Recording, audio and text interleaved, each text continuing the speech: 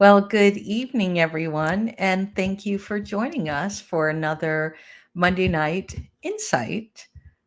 My name is Anne Marie, and welcome. Tonight's topic I wanted to discuss the idea of harvesting wisdom. Harvesting wisdom. We're coming into the season of the fall, so I thought it would be a good opportunity to talk about things that relate back to what happens in October, that as the air turns crisp and the leaves begin to fall. October is the season of gathering, not just the last fruits of the harvest, but the quiet lessons that the year has offered us. Nature reminds us that before we move into stillness, there's a beauty to pause and reflect on what we've collected so far throughout the year. So that's why today's topic is harvesting wisdom. I always like to take a deep breath and think about the pause and that pragmatic pause. But in the autumn, when you take in that deep breath, the air is much cooler. Of course, in Arizona, when you take deep breaths in the summertime, it's hot.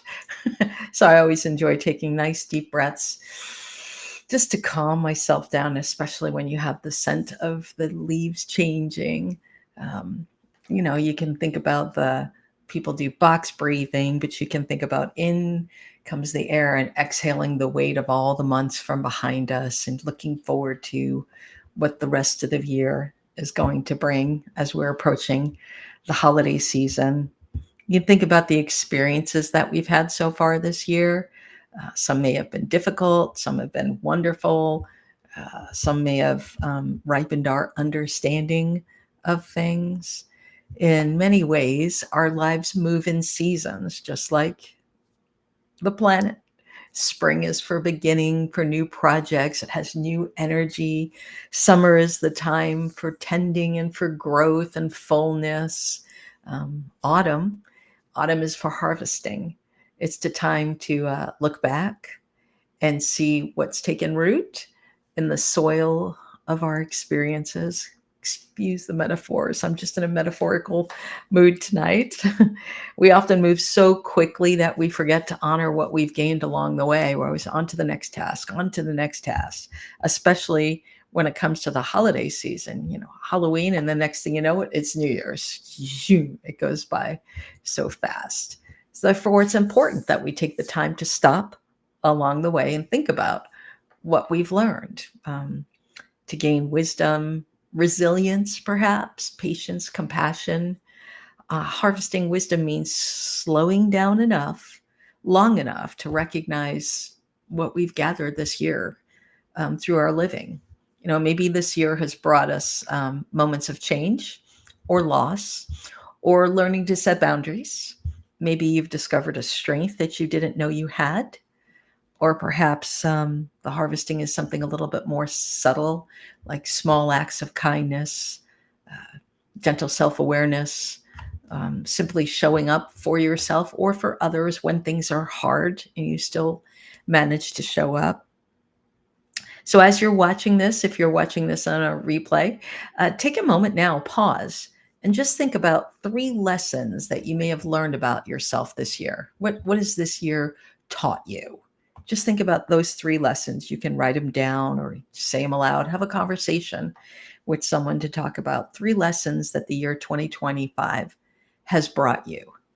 Because, as I've mentioned, autumn is the time to harvest and gather the things that we've gained throughout the year and store and prepare to move forward with it.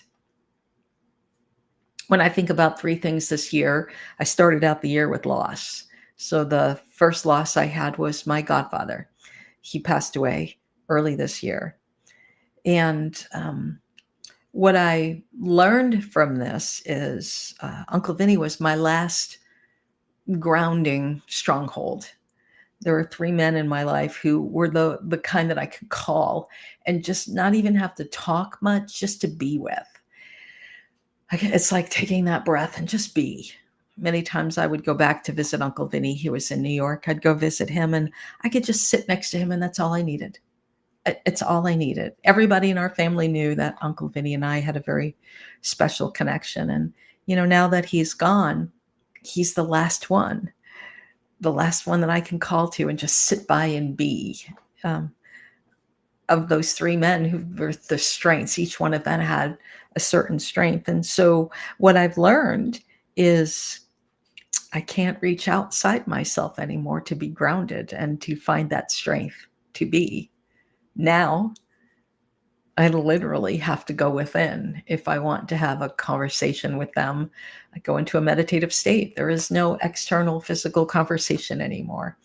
And even though I know that from many years of discussing these things, now that it's here, and I literally can't pick up the phone to talk to George or Art or Uncle Vinny, I now have to travel further within and develop that relationship on a different plane, on a different level. So that's been a task. The second thing I've learned this year is another loss. My mother-in-law passed away this year. And although this was hard for me, it was harder for my husband. She was his hero, everything to him. She meant everything to him. Such a beautiful, beautiful soul. And so when she passed, watching him, I didn't know what to do. Obviously, as the wife, I want to take away your pain and be there and support you, but none of that works because I can't fill that hole. That's his mother's, and I shouldn't fill that hole. That is reserved for his mom. So I've learned how to be quiet, to take a step back and provide space. Even though I know the idea of providing space when someone passes, the actual act of doing it is quite different. So just having that patience and understanding, if he's a little sharp or if he's a little tense, it has nothing to do with me. Life is unfolding for him, which is a great lesson to continue on with everyone. I don't know who's struggling and what people are struggling with. So instead of reacting to them, I take a step back and provide them space to allow them to be how they are at that moment. That provides them, again, as I said, the opportunity for them to experience and express loss. Everyone experiences loss at their own pace. And the last thing I learned this year was setting boundaries, believe it or not. We got into this, the Hilton vacation package thing. So we didn't buy it, but they gave us this opportunity to do an extra thing to try it out. And they lied.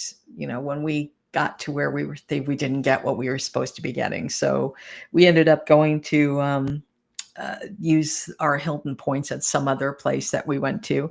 And we went there, you had to sit and do another 1.5 hour presentation. So we knew it was going to happen, but I went in there with a hard no, an absolute 100% hard no. We're not buying. But I didn't have to do it with anger. I understand this person has a job to do. I understand they have to get the second person to come in and schwooze you in there and try to get everything to unfold. Not going to happen. No is a no.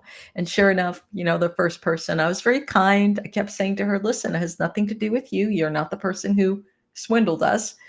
But no is a no. No, we're not interested. And I'm not going to tell you my kids' names or my favorite food or where I grew up so you can get a hook. No is a no.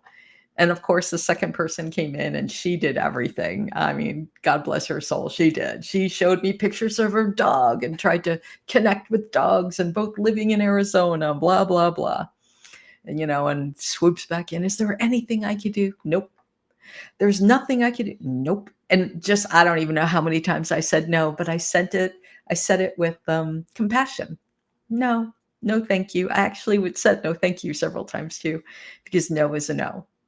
So those are three things that I really do feel pertinent that 2025 has taught me. Going within, because I no longer have the ability to connect with my grounding, my people. So go within and connect with them there, providing space for people who are suffering. And a no is a no, setting my boundaries. It's important, as we harvest wisdom, it's important to practice gratitude. I love gratitude.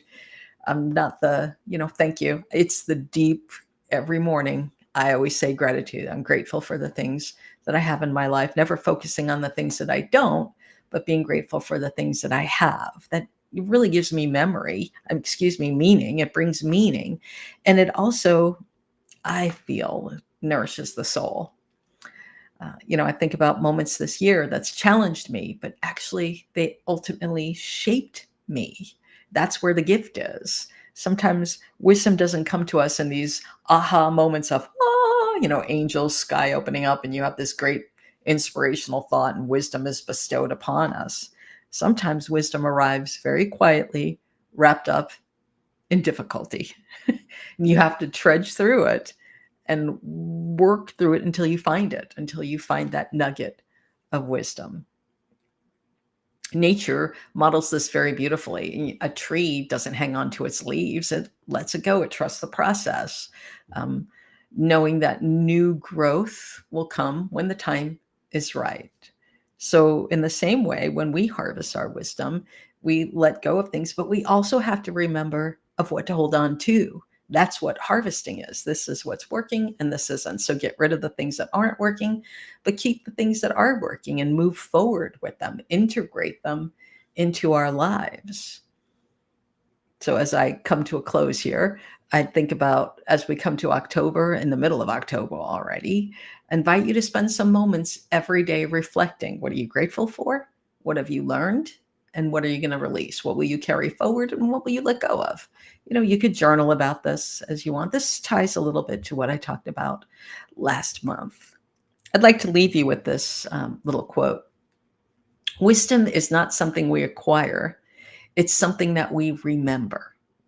The quiet truth we uncover when we pause long enough to listen. I love that. I'm going to repeat it. So, wisdom is not something that we acquire, it's something we remember. The quiet truth that we uncover when we pause long enough to listen. Thank you for joining me this evening. Thank you for joining me this evening as we talked about harvesting our wisdom. I hope that you enjoy the rest of your week and the rest of your October. I cannot believe we're already in October.